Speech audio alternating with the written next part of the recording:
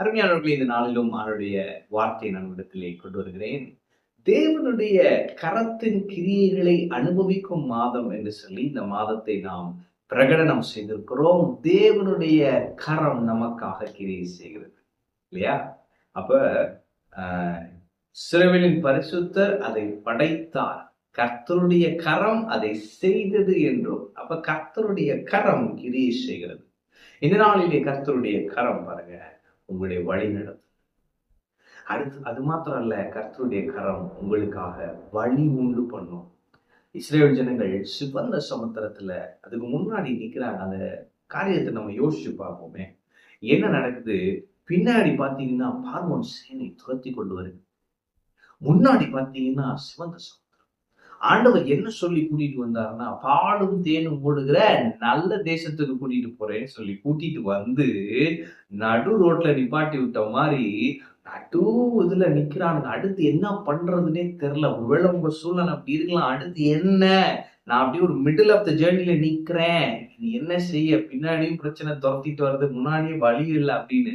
இன்னைக்கு நான் சொல்றேன், கர்த்தருடைய கரம் உங்களுக்காக வழி உண்டு பண்ணுகிறது.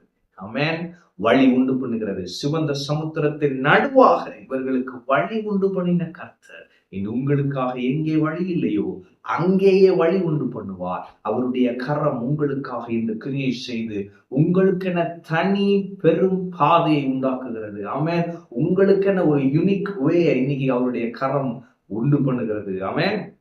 அது மாத்திரமல்ல, அந்த பாதையின் ஊடாய் தம்முடைய ஜனங்களை வழி நடத்தினார். அந்த வனாந்தரத்தில் அவர்கள் அலைந்து திரிந்த நாட்களில் எல்லாம் கர்த்தருடைய கரம் அவர்களை வழி நடத்தினது.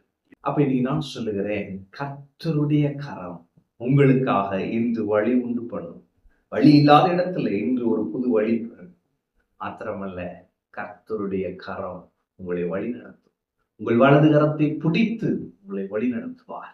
மரண இருளின் பள்ளத்தாக்கின் பாதையாக இருந்தாலும் இவருடைய கரம் உங்களை இறுக பிடித்திருக்கிறது. கவலைப்பட வேண்டாம். அடுத்து என்ன என்று தெரியவில்லை. தோல்வியின் பாதையில் நான் இருக்கிறேன். ஆனால் நான் சொல்லுகிறேன், கர்த்தருடைய கரம் உங்களை இறுக பிடித்திருக்கிறது. எனவே தைரியமாய் முன்னேறுங்கள்.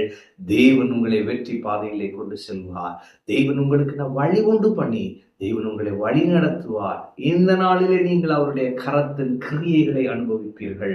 அந்த கரம் இன்று உங்களுக்கு வழி உண்டு பண்ணும். மாத்திரமல்ல, உங்களை வழி நடத்தும். ஆமென். கர்த்தர் உங்களோடு இருக்கிறார். கர்த்தர் உங்களை ஆசீர்வதிப்பார்.